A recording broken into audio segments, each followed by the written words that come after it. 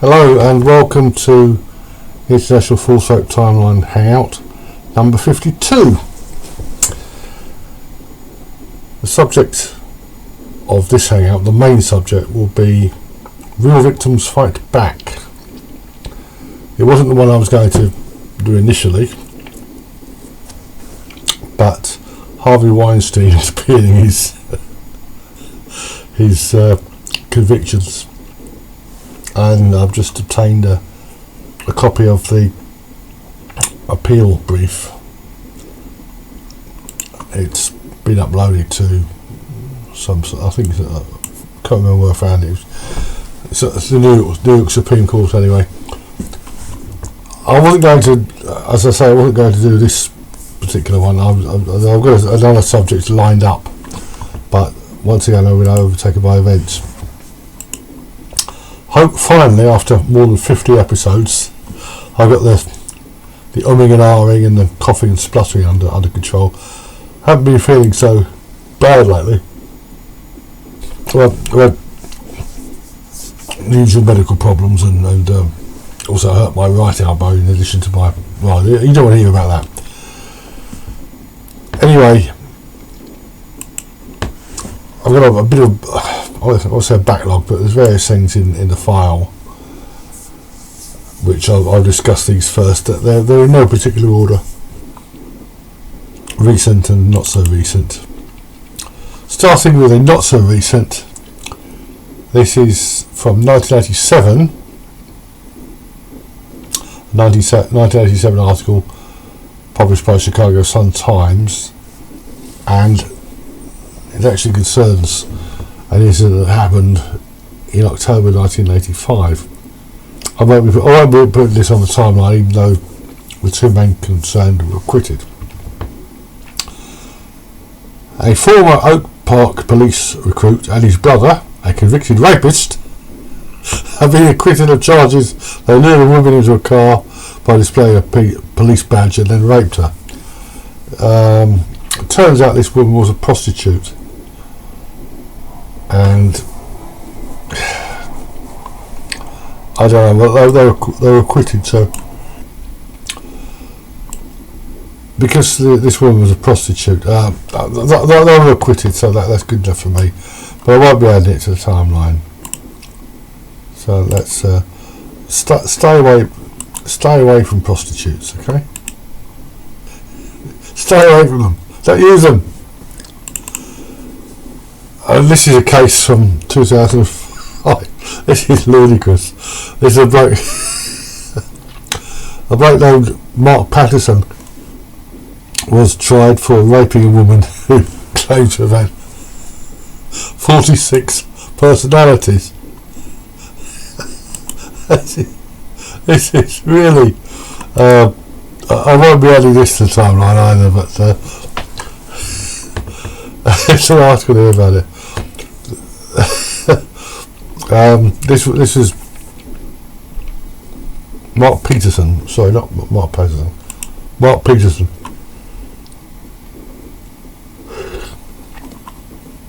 He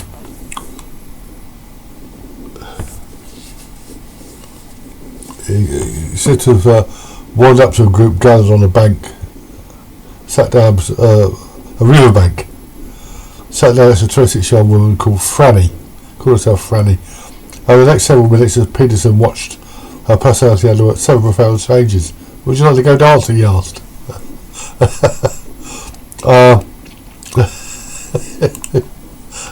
Absolutely. I don't know where they find these women, but stay away from them, dude. Stay away from them. And well, the many women on the witness stand, multiple personalities give accounts in rape trial. It's absolute loonies. Anyway, this guy was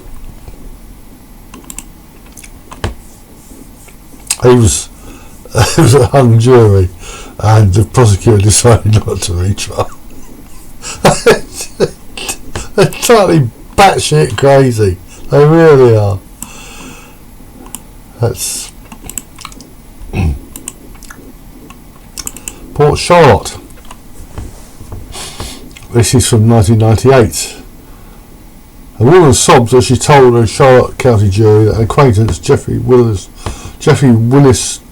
my eyes are getting worse.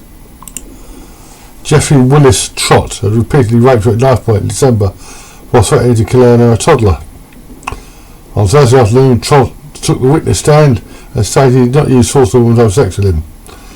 No question was used. After deliberating for 35 minutes, a jury of 3 men and 3 women found Trott not guilty of the 4 counts of sexual battery with a deadly weapon. The woman sat silent as the verdict was read and began sobbing quietly. The woman's husband jumped up and shouted, "This is wrong!"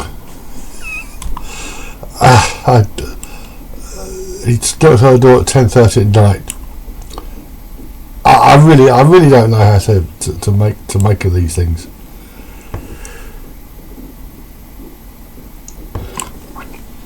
I really don't know what to make of them. But that is not going in on the timeline anyway.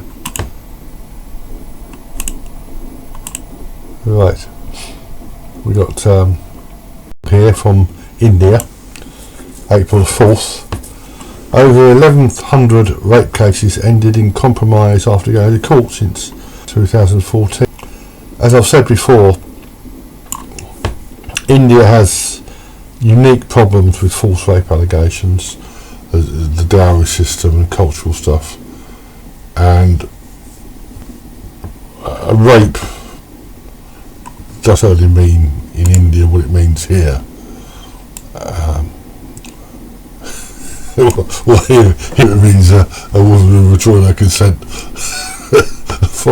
No, seriously. There are all sorts of rape cases are filed on promises of consensual sex, but a lot of promise of marriage, and then the guy pulls. I mean, it gets very complicated. It's all very messy. I think they should do something to clean it up. But having said that, the Indian police are very good on actual rapes and false rape allegations, especially since that India's daughter case in December 2012. There's a weird report here from an Iranian website in English about England. I haven't looked this up. I'm not sure that I'm bothered, but England former police chief claims she assaulted by 2 senior colleagues during one allowed to. This is translated from Farsi, I expect.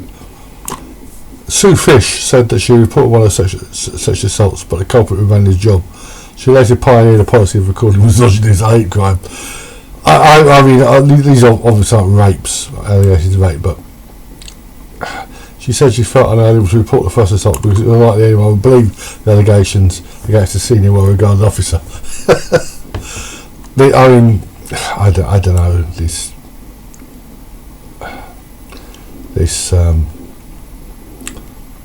a lot of these women are batshit crazy. So I presume this was reported in England as well, but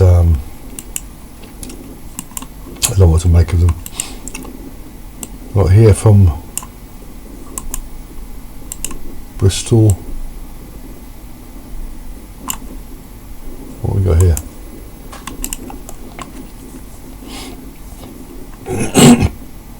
Bristol Rape Crisis Centre by revelations of sexual abuse. Yeah, I covered this in the last time. This garbage of some young girl on a website. Everyone's invited to make false allegations. However, it's absolutely ludicrous. A police officer since said parents should take their child to police if they're responsible for a sexual assault. Should do that. Yeah. No, this is. We're talking about young kids here of like some of 9 just claimed she was raped, but I don't actually understand what rape means. But misogyny, harassment, abuse, assault. Well, we're in the 1960s. if you got feisty with a girl, she'd thump you. We'll go with that kiss chase. If I recall, it was girls of a certain type would chase boys who would, because they were a certain type, would run from them. No, this is complete not. This is making work for the sexual grievance industry. It's absolutely ridiculous. And there are monsters in our schools. I mean, Thompson Venables spring to mind, but they're few and far between. Kids are kids, man. Yeah, they don't need criminalising with this sort of nonsense.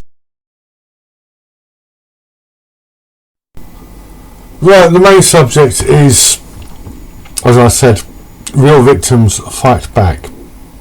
This is partly because of Harvey Weinstein back in the news. He's appealing his conviction and sentence, and he's also been charged with more offences.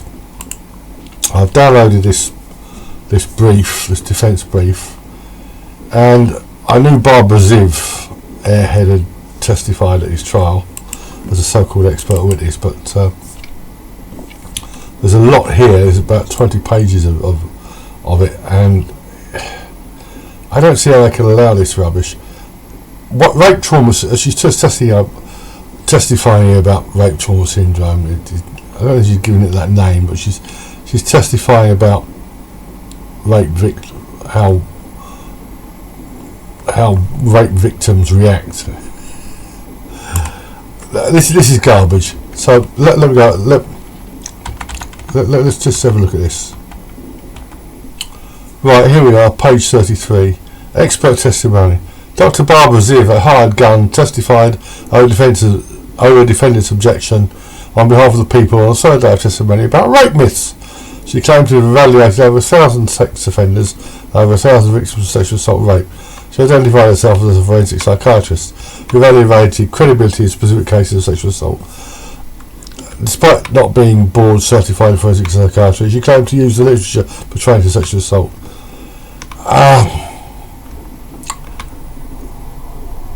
Yeah, it's rape trauma. It's rape trauma. She calls it rape trauma, but not rape trauma syndrome. Right. First, I want to show you two short videos. One, which is on the timeline. This is Juliana Ossa, who was attacked by a genuine predator. Ossa is 4 feet 7 inches, 71 pounds, and when this 8-foot 9-inch alligator clamped down on her leg, she fought back. I tried hitting on its forehead to let me go. That didn't work, so I thought of a plan B. I thought of what they taught in Gatorland. It would be a life-saving lesson. The tip of their nose is super sensitive. So learned during a recent field trip. See how they open right up? I sticked my fingers up its two nostrils, and it had to open its mouth and let my leg out so it could breathe. What do you think that alligator thought was going on? Well, I thought he thought I was like this ginormous piece of chicken. The brave third grader was sitting in about 18 inches of water 10 feet from shore at a county park Saturday when, without warning, the gator attacked. What do you make of the presence of mind that your daughter had to think about this in such a horrific situation? I think she just showed everybody a lesson, showed me a lesson. At Nemours Children's Hospital with 14 stitches, puncture wounds, and a black and blue leg, this girl with guts is undeterred. And this video, likewise, isn't the sexual assault. This is a 12-year-old girl in Derby being attacked in the street by a thug who decided he wanted her mobile phone. He got it, but it earned him 3 years, a 3-year sentence, which was nowhere near enough in my humble opinion. You can't attack a 12-year-old girl on the street like that.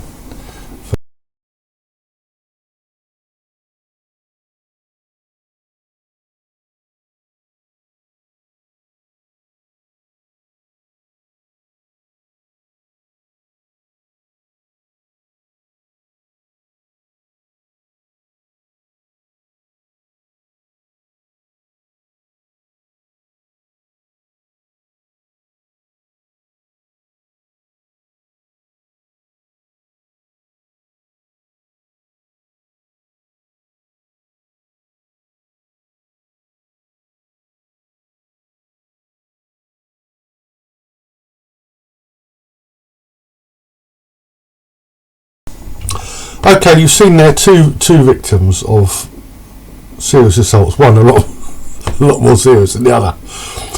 This 10-year-old girl, who you could pick up with one hand, comes up against an alligator, clamps its jaws around her leg, and she's toast, or she would be. But what does she do? She flies back and she gets the better of it. And then there's a 12-year-old girl.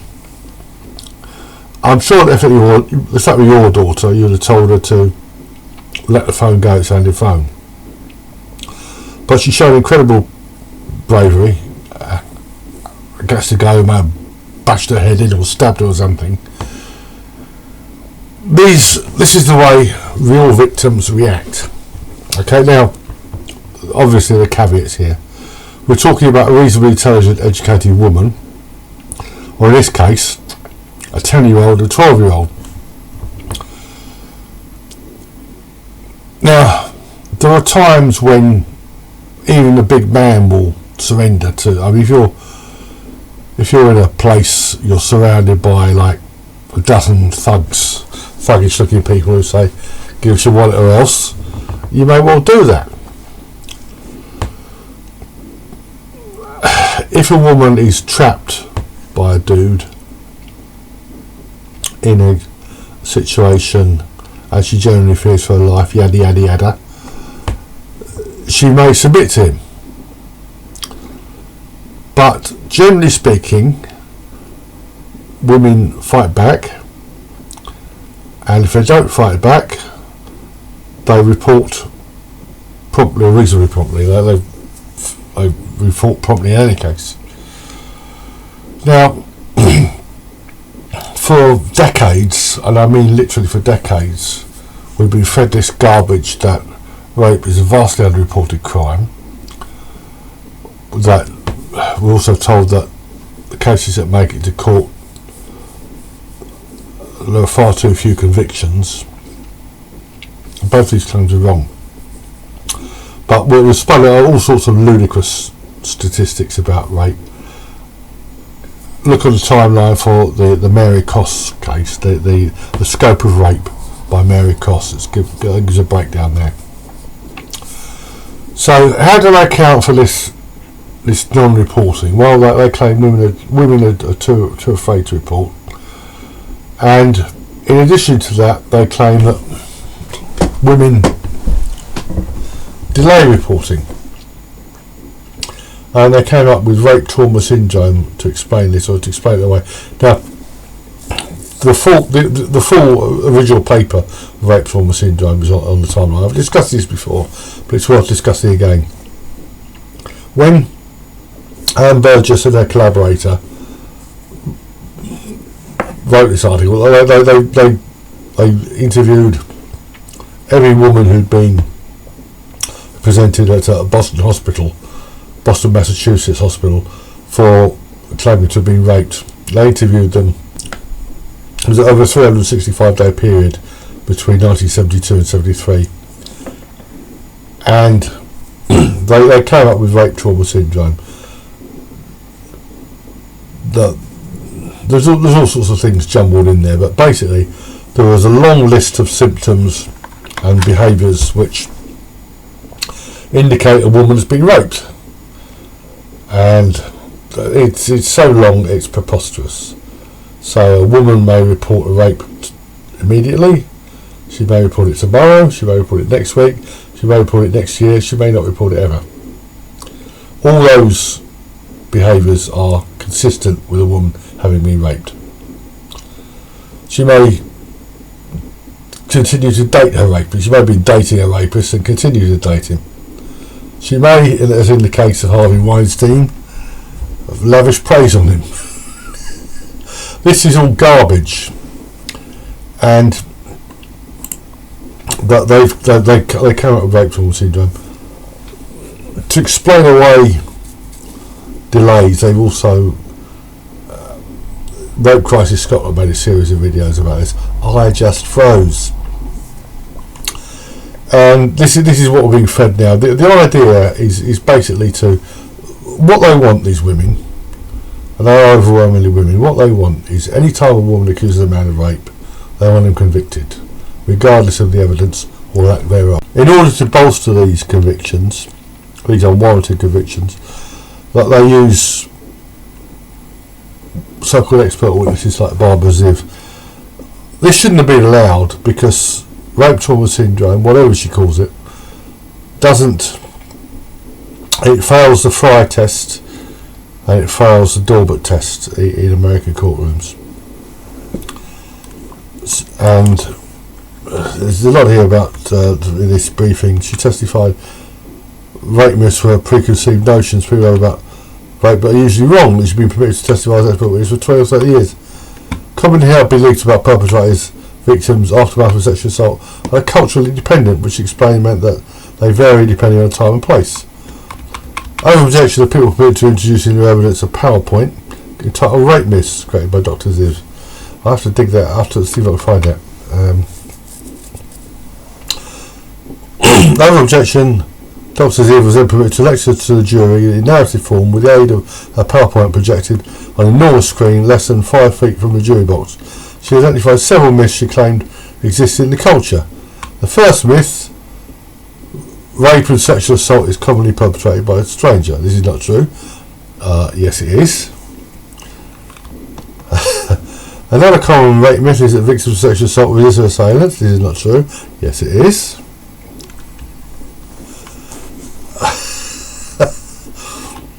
Another rape myth she claimed was absolutely untrue was that victims of sexual assault promptly report the assault. The vast majority do not. The vast majority do. This is why the vast majority of rapists are convicted. Well, a lot of rapists actually plead guilty. Another common misconception according to Dr. Ziv is victims of sexual assault don't have contact with the perpetrator following sexual assault. She told the jury in fact it's extremely common. Sure. Oh, this is just total garbage. It's absolute garbage. And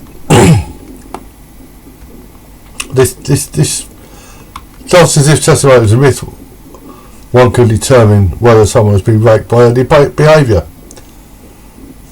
No, one cannot. This myth is like others. Well, okay, so if you can't determine if she's been raped by her behaviour, you can't determine if she hasn't been raped. Then in the aftermath they may retreat, become more withdrawn or outgoing, even promiscuous, engage in self-harm such as cutting, burning themselves, drinking or using drugs, just to name a few behaviours. In other words, anything and everything is consistent with a rape allegation.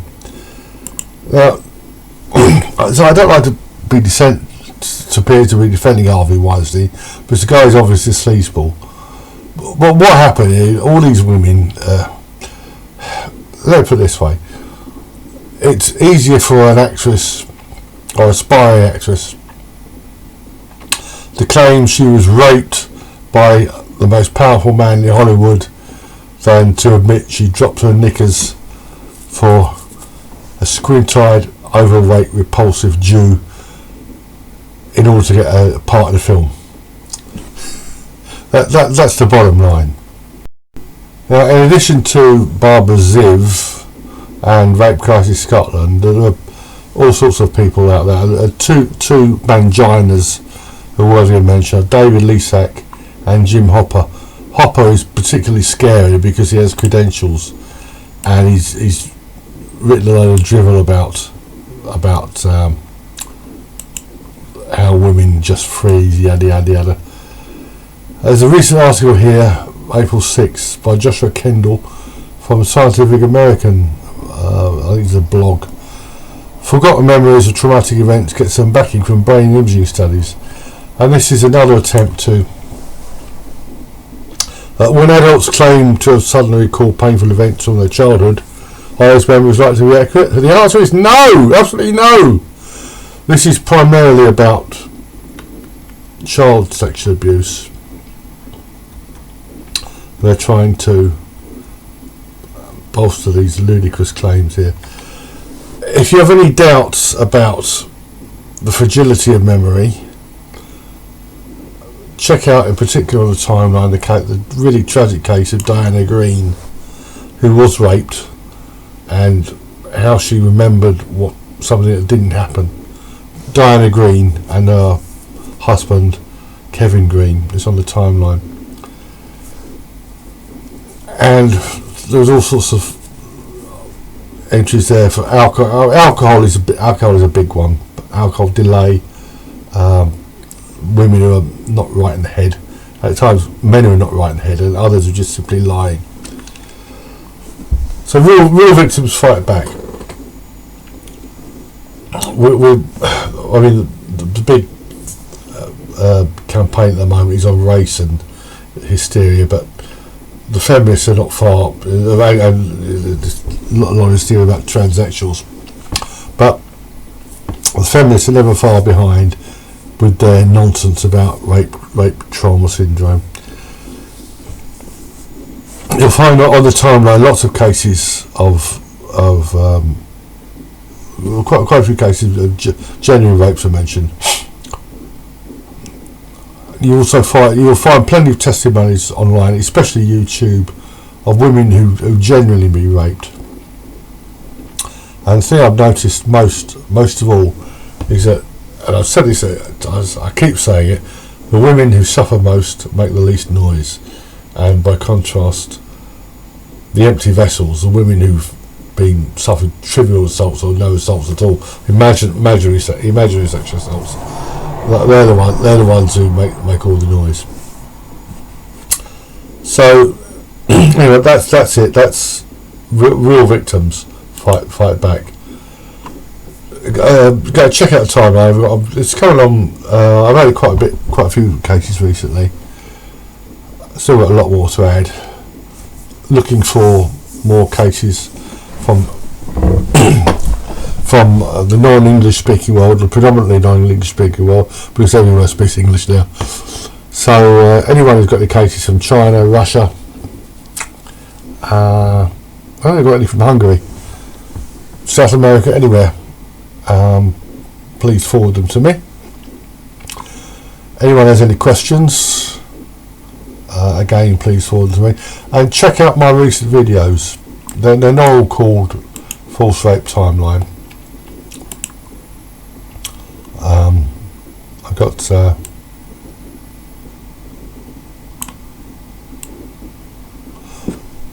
there's one here, The Most Corrupt Lawyer in Britain, which is about the most corrupt lawyer in Britain, a woman named Harriet Wistrick, who's her most recent case was Emma Jane Magson, but next month she's trying to get another murderess off the hook, who's also claimed to have been sexually abused.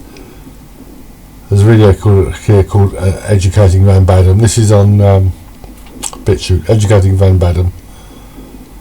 And there's one about Cyntoia Brown and her neighbours. Cyntoia Brown, of course, is a phony sex trafficking victim.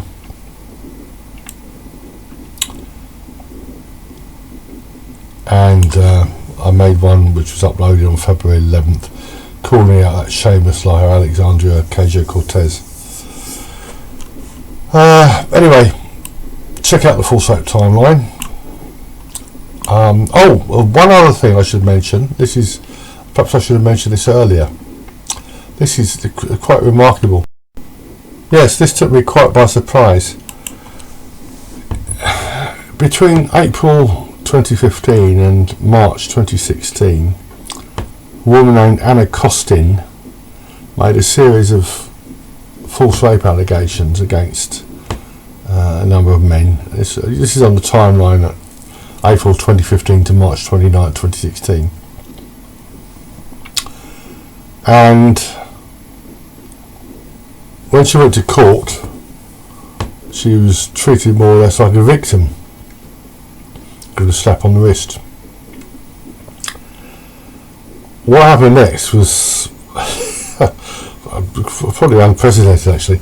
In England, if somebody's convicted on indictment and is given an unduly lenient sentence, there's an appeal process. It can be referred to the Attorney General.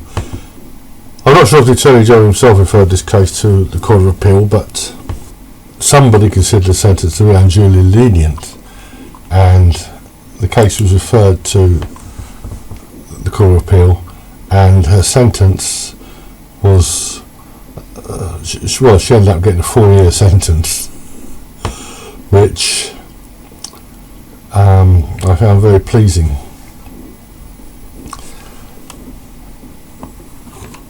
Now, on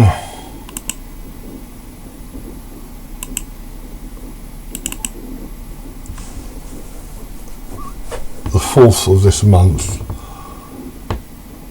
Sarah, S-A-R-A, left a message on the guest book, the Full Scope Timeline guest book. Alex, no, Alexander, Al to his friends, but never Alex. The case involving Anna Costin, you need to contact Sarah Heath to discover why you should remove the information. As you understand, Anna is a victim, as those men who did indeed know her for a long period, and they tormented her in Shrewsbury Town Centre. Not a comma there. I presume that Sarah is Sarah Heath. The CCTV was installed to gather evidence against Anna, as the previous court cases were thrown out or probation given. E.g., Daniel H. was facing sexual and physical assault charges, and his own barrister told him when they were charged, expect to go to prison. I discovered certain facts that a Shropshire female magistrate provided him accommodation in her home with a young adult son and reintroduced his previous GF, I presume girlfriend, and they conspired together to get him. I initiated a formal complaint against the magistrate, and the CPS very quickly dropped the case. I'm not sure what to make of that. UK lawyers to save time and legal aid will do very little work or expose certain evidence when possible. UK lawyers to save time on legal aid will do very little work or expose certain evidence where possible, encourage disabled defendants to plead guilty. No full stop. Yes, she did out of desperation make allegations of rape to get those men out of her life. Some did engage in sexual acts with Anna with consent, but also would steal her prescription drugs and money. Mental health team only, in block capitals, provided a lot of support when she was just trying to go to prison, and today she's released. All she gets is 3 times 3 hours support each week, and MH, mental health team, refused to allow her to gain substantial support via a external care agency, which could be several hours every day. She broke her wrist in prison and now broke her arm, and a support worker from mental health team refuses to help carry her grocery shopping, saying if it's not their job, etc. Really weird message. I don't know what to make of it, but I do know Anna Costin is guilty as hell. You can read the judgment, the appeal judgment. It was Court of Appeal Criminal Division before Lord Justice Hallett. Oh, Lady Justice Hallett, Vice President of the CAC, the Court of Appeal Criminal Division, Mr. Justice Day, Mr. Justice Martin Spencer. No, it's really weird, but this woman deserved everything she got, including a broken wrist. Anyway, that's the latest Full Scope Timeline hangout. Hope you find it useful. Hope you find the timeline useful. And there'll be another one, if not this month, then hopefully early next month.